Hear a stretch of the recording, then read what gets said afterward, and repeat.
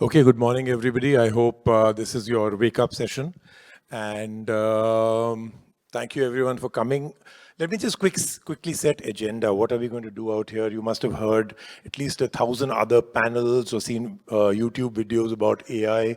It is the buzzword. It is the one thing that everyone keeps talking about. But what we're trying to do today is dramatically different. So, I think tech dominates in everything you do, right? Today, when you're out there walking around and you maybe fall down and you hear a crack, right? You usually hope that it's your bone and not your phone because the phone is far more important right now. Or when people say, by the way, have you ever gone naked running? Have you? Never? I can guarantee you that you both have. Okay? Let me find out from the audience. Sir, do you think you've ever gone naked running? Okay, but again, I can guarantee you have. Because in the world of tech, naked running doesn't mean that you go running without clothes. It means you go without any devices. If you don't have a phone on you or a TWS or a headphone or something, it's called naked running. Because the reason I'm talking about all this is just to say that how much tech dominates every single conversation of ours. And if you think that you can think whichever innovation, invention, whichever was the most important thing that has impacted human life till today, it could be let me find out. What do you think is the greatest discovery or invention since the dawn of mankind? The internet. Okay. What about, let's say, let me find out from you. What do you think? Yeah. Which one? What do you think? The greatest invention or discovery since the dawn of mankind would be? A mobile phone. So smartphone, internet, it could be the fire, it could be the wheel. But let me make a profound statement out here. Whichever one you think has had the most impact on human life pales into insignificance with what AI has already done and will be doing in the next year or two. And it is incredible, but it's not just the greatest magician that has ever been born. It also comes with a lot of negatives. And that's what we're going to try and really go through today, that AI may be the greatest savior, but is it all good? What do we have to be careful about? Does it need governance? Does it need to be reined in? Is it a wild beast that has been let free, or do we need to tame it a little to make sure it works for us as humanity? So I'm going to just open out with the panel. Rahul, I'm going to start off with you. By the way, Rahul and me have done a very similar event, spoke about different things out there. I have to tell you one thing about Rahul. I was told at that event that he has only one formal jacket, the one he's wearing right now, and because he has this, it's called his stage jacket. And since college, whenever he has a formal event, he wears the same one. The only question that we have for him now is that does he ever get it dry cleaned? That's our first question. Since college, have you ever, or is this a new one you bought? It looks different, yeah? That went, Oh went my God, threadbare. threadbare. Okay, so I'm going to open out to both Rahul and Kartik. My first question is, and we'll keep it really simple, short, more anecdotes, more things that, you've really seen happen. What excites you the most about AI? What do you think is really going to be the game changer AI will do? And what's the one big negative you already have started to see? You with the fact that SenseAI is, a venture capital fund that only invests into AI and real AI, not the gimmicky AI, right? You're talking to people doing AI on a daily basis and some really good stuff, right? So what excites you the most? What do you think AI will change the most? And where's the greatest negative? Sure. So I think, as you said, I think AI is going to be the biggest innovation we've ever seen. It will impact our lives the most as well. We are seeing in business adoption happening across the board. Even in personal lives, it's already started to impact, right? So changing from whether it's marketing to whether how products are made, all that is changing. But that, I think, is only at the surface. That's what we are seeing today. So if I have to look forward, right, as to what I'm most excited about, I think we'll live longer, healthier lives because of AI. To me, that will be the biggest change. Today, our understanding of the human biology actually has been not great. All medicine is basically chemistry, not really biology. That is changing fundamentally. I mean, the mRNA virus, the vaccine that we saw during COVID is just one of the first few things which have come out. You'll see new medicines come out. because of AI. Already they've been developed, there'll be more released. But the pace of innovation in biology is fundamentally shifted, and that is massive. So to me, that's the one I think I'm most excited about. Of course, we invest across the board. So from internal process like audits to how you sell products, all that is already changing, and we of course will invest in all of that as well. From a negatives perspective, so one, I'm a techno optimist, right? I mean, if you think about my day job, that's what I have to believe, that technology will do better, so we focus on that. But of course, there are risks, right? Every technology, I mean, internet had, so social media can be seen as one negative and how it impacts people's lives. But to me, the key fears around whether it is people losing jobs, whether it is all the dangerous things, use cases of AI that will happen. And some of that is bound to happen. While we should be thinking about governance and putting the guardrails, please understand actually the controls are still human. We build this AI. It's up to us to build it right. So to me, that is the key piece which I want people to carry back, right? Don't think this is an out of control beast where we do not have control levers. It looks like a black box. It looks like we have no control. But actually everything that went into the black box was put in there by us. So once you start realizing that actually the level of control you have, you may not have it on when you ask it a question, what answer it gives back, you may not be able to tune that completely. Actually you can. You just don't want to. Because imagine then doing that for billions of those same questions. It's not scalable. So you need to figure out guardrails, and that to me is the key piece which is evolving yet and not in place. And that's the negative externalities that come because of not having great guardrails today. That's the risk. But it'll get covered. Much like internet was pretty wild in the early days of the internet, if you remember. So. Okay. All right. Kartik, the same question. For me, I think the thing which I am most excited about is that AI democratizes a lot of things, whether it's access, whether it's about building things. You were telling me backstage, right, that for a mainstream media channel with highest TRP over 10 years would reach maximum of 17 million households.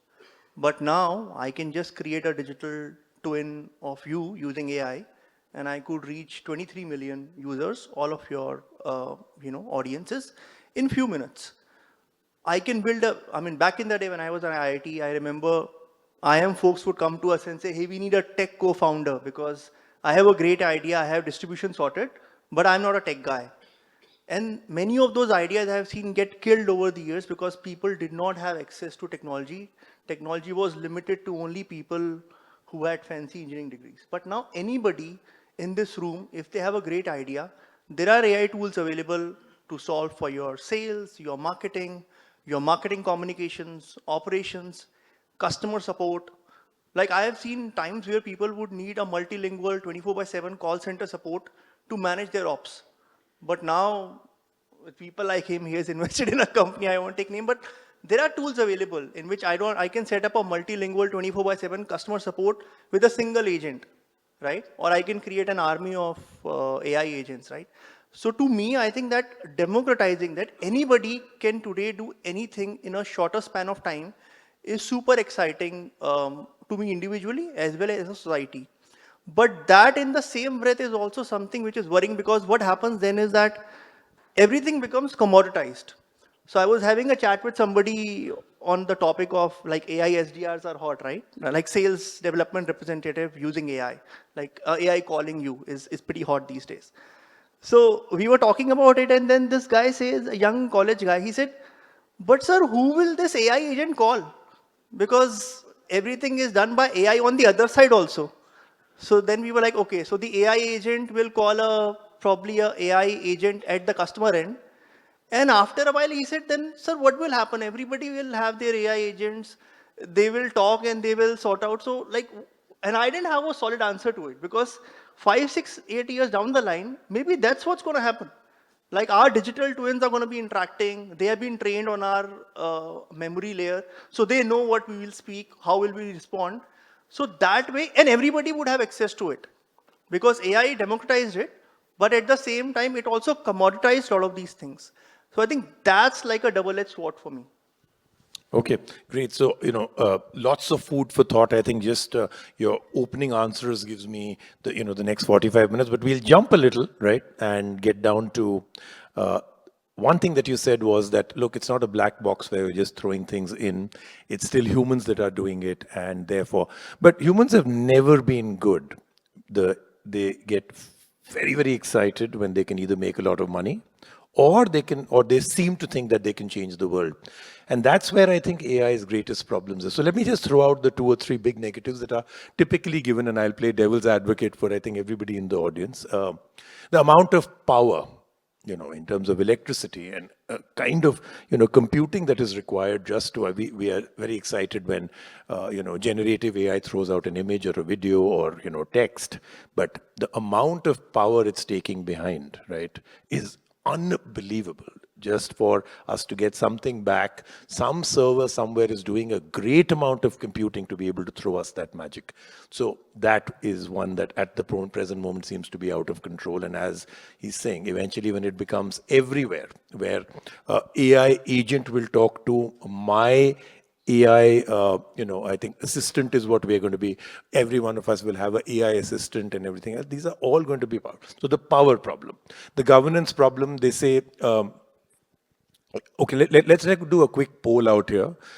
Please do raise your hand one way or the other. How many of you, because of the movies we've seen or the books that you've read or the amazing documentaries you've seen, that one day you think AI will become more powerful than humans? How many are the yes? Okay, so I think so we've divided the room. It's exactly 50%. Huh? Oh, all right. Sorry, I didn't know that you joined, Umakant. Thank you so much. I think the same question I'm throwing out to you also, the one that we started off with. So do let us know what excites you the absolute most and what do you think is your greatest fear? Thank you so much for having me here, and wanted to actually be there in Delhi in person, but couldn't, unfortunately. So You very could quick have background sent of your mine. AI double. No, I was actually We just thinking when it predicted it, was. right? So okay, Yeah, I think next year for sure. next year, definitely for sure. But I mean, it is always fun to interact in person. So, I mean, I think I would still take the opportunity to fly down there. Very quick background of mine. I've spent almost 23 years in technology space. Last 15 years have been in AI space. First as an entrepreneur. Exactly 14 years back, we released the first AI chatbot, almost 2 years ahead of OpenAI, called Maya, and it was for customer support. So this conversation sounds like, wow, it took us a long time, but we're finally there. Um, uh, then post that, I set up the first AI-focused venture fund called Pi Ventures, invested around 17 plus companies in AI space, set up a not-for-profit together with support from Government of India called ARTPARK. ARTPARK stands for AI and Robotics Technology Park, incubated at Indian Institute of Science. And we're supporting around 30 companies through that. I'm working very closely with government in shaping the policy narratives, especially with 2 large missions by Government of India. One is NMICPS, National Mission on Interdisciplinary Cyber Physical System, and another one is the India AI Mission, which just recently got launched. And together they represent around close to $1.75 billion of investment into AI research and innovation ecosystem by Government of India, which is unprecedented. So from 2 perspectives, it is interesting and exciting time. One is that so much of amount of investment has gone in compute, in the whole data ecosystem, that we are seeing this a massive, we literally collapsed the entire internet into a massive brain, right? And today it is available to you on your mobile phone in form of a chat GPT kind of interface, right? And that is like phenomenal, right? So in one sense, if I have to actually take a step back and understand, right? When industrial revolution happened, the brawn got democratized, right? Like, women and kids could actually work in factories. Not that it was a good thing, but yeah, they were able to work, right? With this new technology that is coming in, intelligence is going to get democratized and it will be available on the tap. And that actually poses very interesting questions because this change is happening very fast, right? So fundamentally, how we change ourselves as a human being to this mode where, we will have bursts of intelligence depending upon whether you're on a, plus ChatGPT Plus, Pro, or now you've got Sora, right? Which just got released, and I was reading and talking to a few people about that. So I think that burst of intelligence, which is available on tap, is changing things fundamentally, right? And just like we have this, AIMA, which is about management. When we say management, it only denotes people, right? I mean, we manage people. Maybe by 2030 or so, we're predicting that 30 to 40% of the workflows will be done with AI agents, right? Now, so it will be management of people plus AI agent, right? And that's how you probably will, get ahead in time, right? So that's an interesting thought process. That also raises the challenge that you were mentioning, that I think AI safety is something that we've been talking about AI ethics for a while, but it's important that I think we segregate this AI safety part and we talk about it. And we've been actually trying to, talk about this as a part of India-UK collaboration on AI. That AI safety will become increasingly important, because imagine this, right? You have this, just like the human beings who could go rogue, corrupt, and maybe decide to veer off the path that we have laid out for them, AI agents with human-like intelligence could go rogue, could get corrupted. Models may not work as we intended them to work, right? So how do you bring that, perspective and say that, okay, just like the way, we talk about safety when it comes to, human. I mean, of course, human beings, when they go rogue, you can put them behind bars, right? You can take them out of circulation in some sense, right? But how do we do that with AI agents? And that is something that, right now as a society, we are struggling with. And I think that remains my biggest fear and challenge, that, one, how do we navigate so much of change in such a short amount of time, right? Like when Industrial Revolution happened, we still got 300 years or so, right? When the knowledge revolution happened, we still had like 40, 45 years or so. This AI revolution may happen in 15 years or so, right? So one thing is that the only way human society we know how to navigate is through wars, right? I mean, war is typically communication in haste, right? So are we going to see unstable geopolitical scenarios, right? That could be a big challenge. The second one that I see is, AI safety. I mean, how do we integrate safely into our human society? Okay, great. So you put 2 or 3 questions at the end, but not given the answers. So I'm going to come to exactly that. So when I'd done a very quick poll, I think we pretty much got a divided room. About 50 to 60% hands were up. So let's quickly get all 3 of you to answer the first part of it. In our lifetime, including the youngest person here, in their lifetime, our lifetime, can AI go sentient? And all those science fiction, that thing that we were, suddenly there is a beautiful white room and there is a glowing orb in the middle that takes over the entire world. Is that going to happen in our lifetime? I personally don't think so, right? I don't think that's the direction AI will develop into. That's partly one because of the concerns we all have, right? These concerns are real and these concerns are common. A lot of people have these concerns, including decision makers, including the top executives at the firms pushing AI, the AI agenda. The top AI researchers have spoken about these. Which means what? Which means that we will build up the guardrails. But where are we in the AI journey? Mostly people, when they think about AI, they think about Gen AI, ChatGPT. That's 2 years old, right? It's like a baby. Today, and this partly answers your power question also. A baby takes up, it cries most of the time. It needs to be, fed, bathed, done everything, and it smiles maybe for 20 minutes in a day, and that's the joy portion, right? Rest of it is just consuming. But ultimately, that child becomes bigger and then gives you back becomes a productive member of society. So wait for AI to grow up. AI is yet to grow up. We are excited by what we see in terms of the potential, but that is basically saying what it can do ultimately. We are not there yet. How much power it consumes today? Already, if I did a graph, it just had, it defined a unit of intelligence. The power consumption per unit of intelligence, the graph looks like this, right? So the problems are there, but we will solve the problems. Internet, okay, can you imagine today you don't even think about opening up your phone and seeing a video on YouTube. Friend sends you a link, you click on it. Go back 20 years, when you were doing dial-up to internet, you could not even think of doing video, right? It just was You not know, this feasible. is a young person, young leaders. You'll have to define what dial-up means. It's the same as giving them a rotary phone and telling them to actually make a call, and most people will just keep punching that rotary button. So, anybody here who doesn't know what a dial-up modem is? Anybody who's embarrassed to actually say, I don't know what it is? Yeah, because no one's hand went up. So okay, carry on, carry on. So that's the point. To my mind, we are at the early stages. To predict so much into the future that is the kind of AI we'll develop. Why should we? We've all been fed enough on science fiction to realize that risk is real. Why will we go down that path? All right. Kartik, in our lifetime, do you think it could go haywire? Okay, you changed the question from sentient to haywire.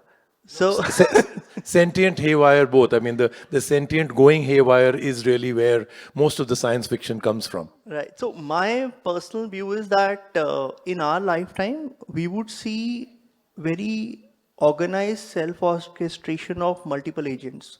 What that means is if some of the tech people in the room have seen things like Microsoft AutoGen, for example, on steroids, wherein you would actually, and to that, I would also slightly have a departure from his view that we control everything.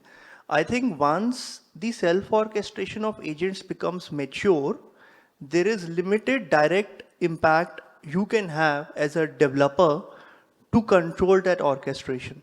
Right now, it's at a very premature stage. So, you can sort of control the weights and tune the model, micro agents. So you feel that you have control.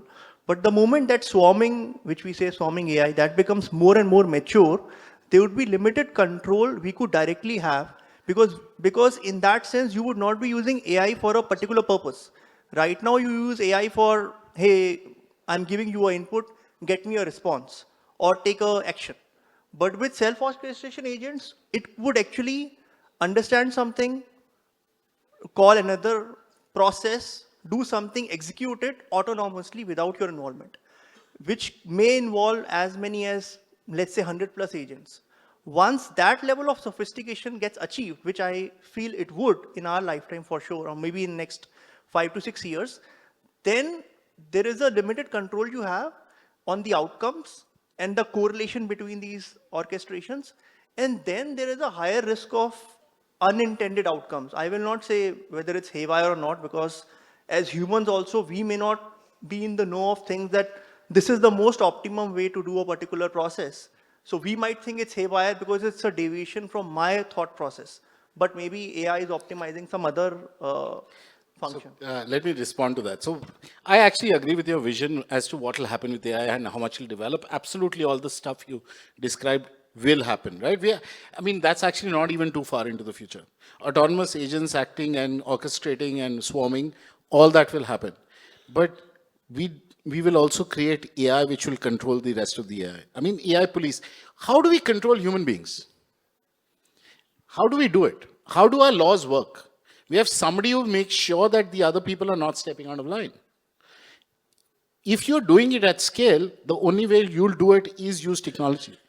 So technology will also develop these similar safeguards. If you go back in human history, we didn't have all these structures in place when we started out. It was pretty much the Wild West, right? So we evolved, and AI will evolve in the same way. But you've also said that this is uncharted territory like never before. So there may not be, you're throwing past legacy into a future that is still very much uncharted territory. So there is that dichotomy. So Umakant, if we can get you back, the room was divided, the two panelists are also divided. You get the final vote here. No, I think I love the way it was expressed. I think my sense is that in my lifetime, for sure, we are going to, what you're talking about, sentient or non-sentient, I don't know, but I think people are normally quoting it within AGI, parlance. That's the word that gets bandied around. I think it's going to happen. Definitely within my lifetime. I hope I live that long sure. But my sense is that If it might be around Rahul 20, gets 40, the AI part, 40, 50. he's got it right, then the longevity, the fact that aging is a disease and AI will solve all of that also. So then that might just be part of it, Umakant. So you've got 100 years to maybe go maybe here. I will be living as a, with a brain inside a robot of some sort, right? I mean, so in that technically it might still be my lifetime, but I think it's still some time away. I think till we actually get really good quantum compute to work, I think that is a tough. I mean, it looks like tough. Although having said that, even if you get maybe not artificial general intelligence, but the kind of ASI that we are talking about, right? Which is good enough. I mean, like, in the phase one, what we did, we actually, boiled the internet into a giant brain, and then we made it available in form of chat GPT of sort, right?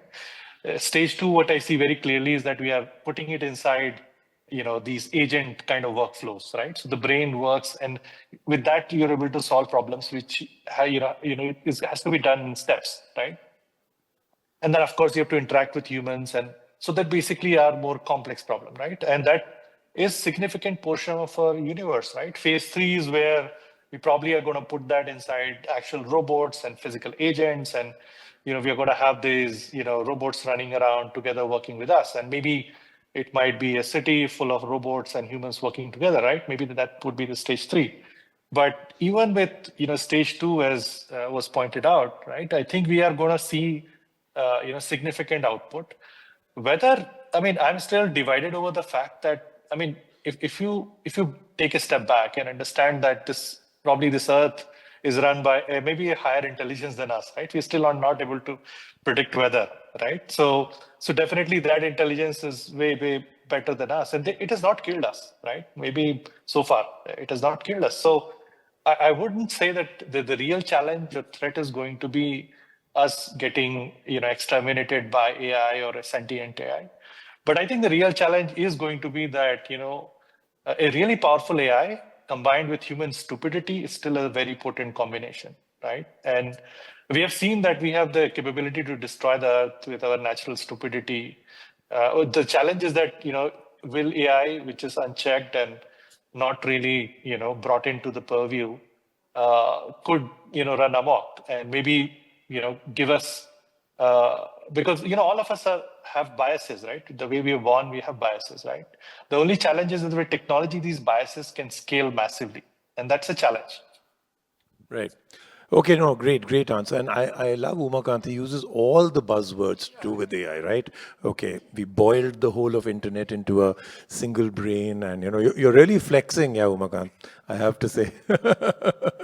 Okay, we have lots of things to discuss, very less time. So even though this wasn't supposed to be quick fire, but I'll do the last three questions in quick fire mode. So a sentence or two for each, right? Give me a quick example of something that uses AI that is really impressive, so that the audience knows that it's not we always are very dismissive about generative AI, right? Listen, all you've seen is this. Tell me about AI. It can be any, it could even be generative, but something that is not familiar to everybody, that is really blown your mind. So I'll talk about two. One which he mentioned, the AI SDR, right? So we funded one. I'm amazed at the emails it sends out, right? I did an introduction to the founder, to a third person for sales. So what did he do? He didn't write the email. He got his AI SDR, which is what he's selling. That's his product. But he got the AI SDR to write the emails when I did an introduction. And I was CC'd on it. And I was like, wow, this is so nice. I mean, these guys, I know that guy, obviously, because I've done the introduction. And the mail was so relevant. And I was like, wow. And then I asked the founder that, good job. And he said, no, the AI SDR did it. So that change, that context, AI can get your context and speak to you like another human would if he really understood you, to me is a huge jump, right? It is not just well crafted, but it is personalized really well. The other thing which I'm excited by, and a lot of people may not be excited by, but one of my big problems in my life is email, right? I mean, I have multiple accounts and I get thousands of mails a day, right? I just cannot keep up with it. And some of you would have similar experiences. And I saw recently a AI first email box, right? It's fundamentally different. I mean, I can go on describing it, but it just shifts the game. It is no longer, I mean, you think about email, everything is coming on email, right? The mails which are actually emails. Then there's others which is like from whether when you make a booking on, buy something on Amazon, then all the 3, 4, 5, 6 mails that come, oh, order is done, order is shipped, order is delivered, XYZ.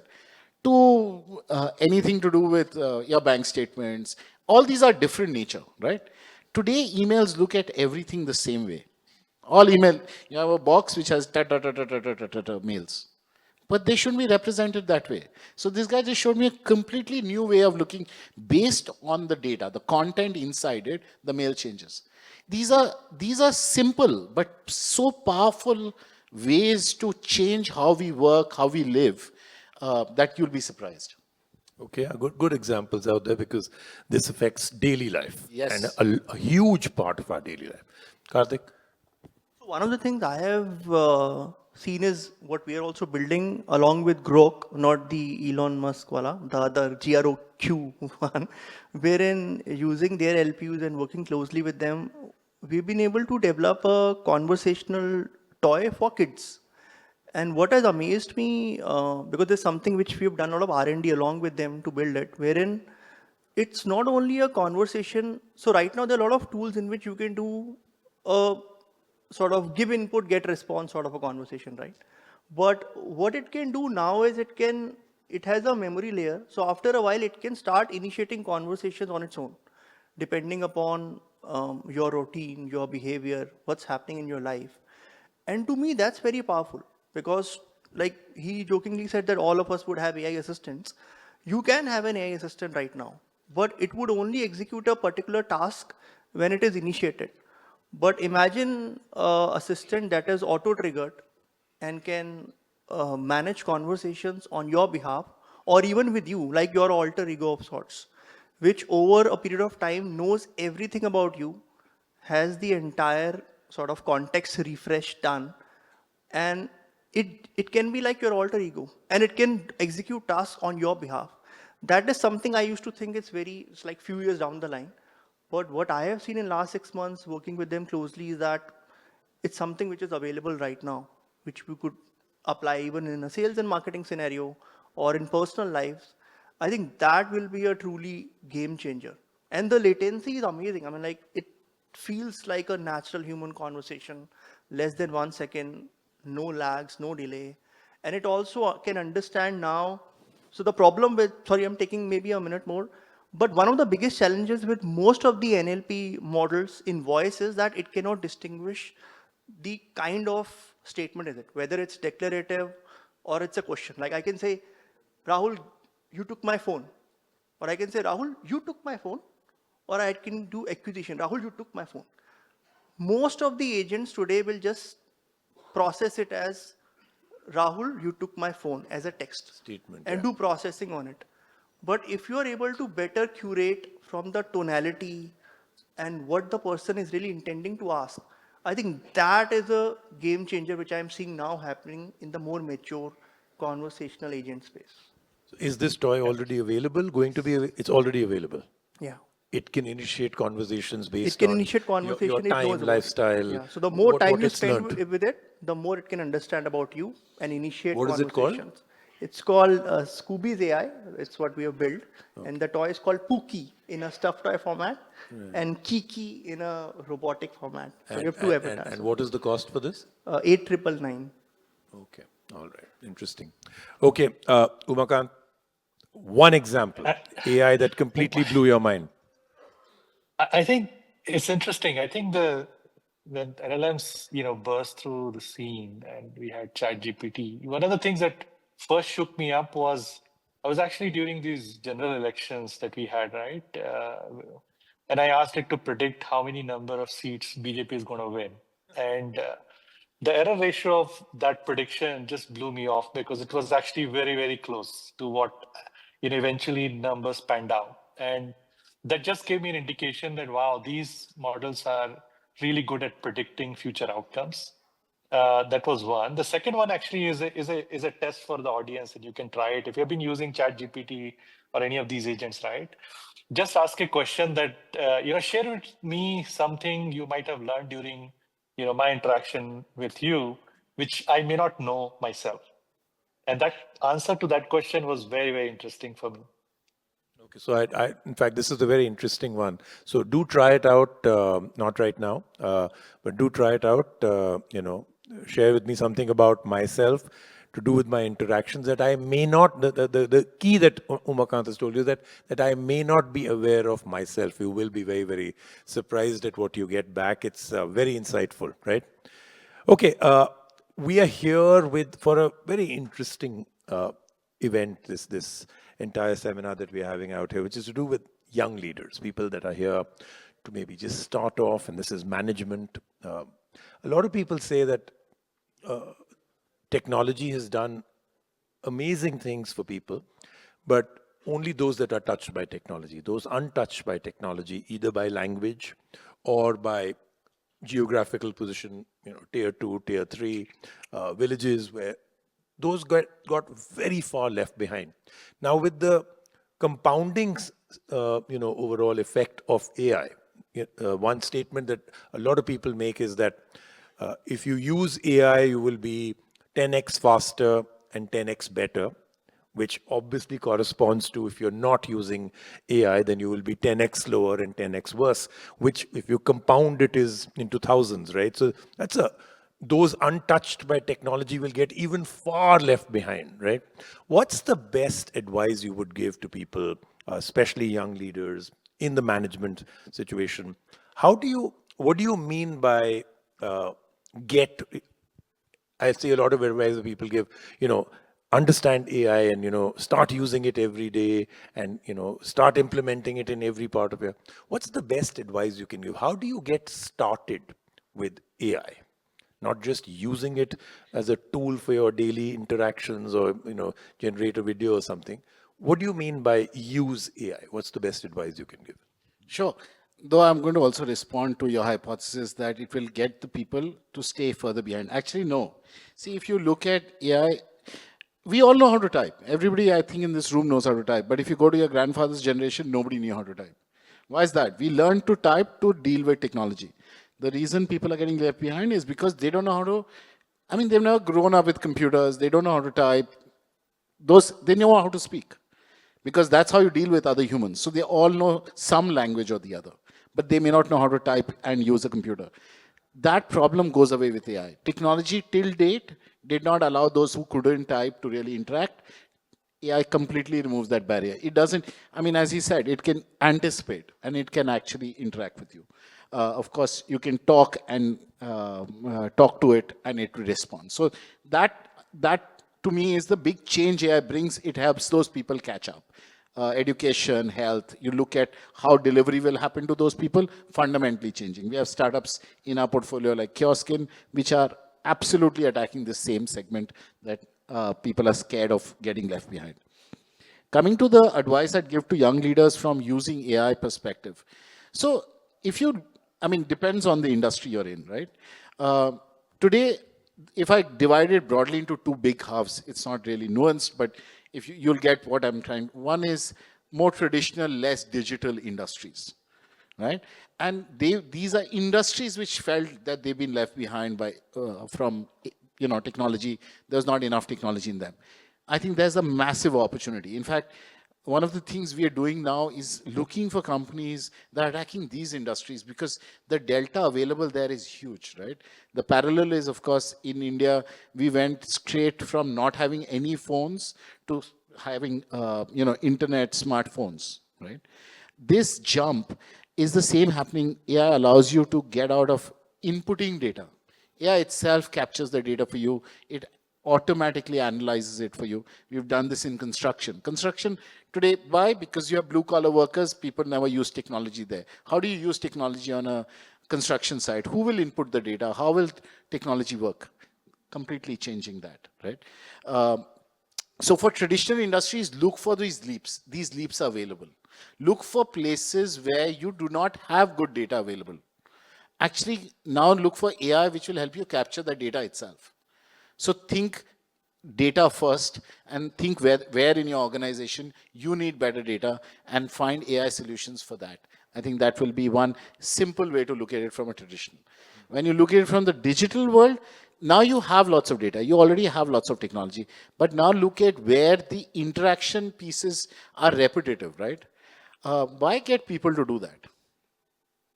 There's, technology offers a cheaper, better, give people more interesting work. Move your people to, like, talking to a customer is very interesting for humans, right? Advising him, consulting with him. But what about all the data entry that goes with that? What about all the proposal making that goes with that? How much of that can be offloaded to AI? So think from that perspective. Okay, no, great. Some very good advice out here. I'm also going to do questions from audience. They've been handed to me right now. So this one is for you, Rahul. If I get this right, this is NK Sethi, the organization is ITPO. Rahul, how long will it take for AI to take over from you all, which means the replacement for me as the moderator, you as the panelists? As a VC, no. They want to know that when will we have an all AI seminar like this where there are no humans on stage at all? How long? Quick prediction, Rahul. This is time based. 5 years. 5 years, Kartik. Okay, Umakant.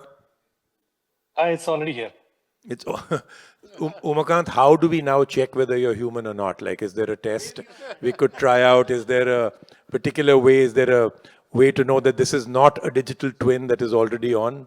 Yeah, I think, in India, we built the best platform, Aadhaar, right? So that actually is a pretty decent one. I mean, people appreciate that, we don't have to go through the, Sam Altman startup on, trying to figure out your biometrics. We already have that. So I think the other part of the question that you were asking previously, right? I feel India is a kind of like a supermarket of problems, right? We have all kinds of problems, right? I mean, in Bangalore, if you come, the average speed is 18 kilometers per hour. If you go to Delhi, the air quality is super seriously bad. So all problems are here, and you have this technology that is coming along, which is allowing you to leapfrog things, right? So I think it's a great opportunity for people to build stuff, and I do feel that I think people are underappreciating the impact it will have on the longer run part. I think it will really democratize intelligence at a level we have not seen. I was reading this prediction, by Hugging Face CEO that the legacy companies, their valuation will be going down in half. And I think he might be spot on. That might happen. So there is a great opportunity for all the young people to maybe start new startups and, disrupt the, old legacy companies. Okay, I have a question for you from this Umakant for you from Anand Raj. How do we work further to nurture AI, keeping Indian ethos in mind rather than blindly following imported benchmarks? Is that important? The throwing in the nationalistic part of it into AI, or is that the very thing that we need to break from? I think one thing that is important is that see, if I look at culture, right? Culture is kind of like a set of practices which have proved sustainable over a period of time, right? Culture is sustainable adaptation to the environmental changes, if I were to put it in a very blunt way, right? It's a longitudinal data set of practices that have worked well. And I think it's important that, if you are digitizing or, carrying forward those practices, because they have proved to be successful and sustainable, let's say in India, right? I think that would be the most easy way to integrate AI into the society, right? Like if I were to go to maybe North Pole, right? I may not wear the kind of clothes that I'm wearing right now because it will be out of place, right? I may freeze to death in a few hours, right? If I were to wear the same thing. So similarly, I think the culture has evolved so that we are able to adapt to the environment and how it changes around us. So I think it's very important that I'm not saying that you bound it within the nationalistic the boundaries. Machines have no concept of a nation. A nation is an abstract notion that we humans have. right? I mean, but machines don't have, right? Having said that, I think it's useful that if it has to solve the problems that we see around us, that we actually do spend time in developing that ecosystem ourselves. I think that's very critical. Having said that, I think the opportunity for young Indians, we have 900 million of them in the demographic potential, right? Is that AI is going to change not just India, but also US, Europe, and everywhere, right? So since we have a younger population, we can adopt much faster. So it opens up the sort of the playing fields to the whole world. So whatever innovation that I've seen companies do in some of my portfolio, and I'm sure you must be seeing, Rahul must be seeing it in his portfolio as well. They started from India, but they've gone global now, right? And that's a very consistent trend because India, you have a lot of data. You can, get maturity in the model fairly quickly. But then you realize, oh, there are bigger price points to be had outside India. And so they go global. There's a company called Pixis that, got invested as part of Pi Ventures. And the customers are Fortune 500 companies. I mean, the Louis Vuittons of the world, they're all their customers. So I see very clearly that this is unprecedented. I was in this session together with all the SaaS founders, and I was telling them that now all these SaaS companies are going to become Ask companies, right? AI agent as a service. So the playground remains global, and I think the boundaries are going to come down even faster. So the faster we adopt, better we learn to build the ecosystem here, more chances we will have that we will reach to that elusive 30 trillion or whatever trillion that we might want to aspire by 2047. Okay, no, great answer. Thank you.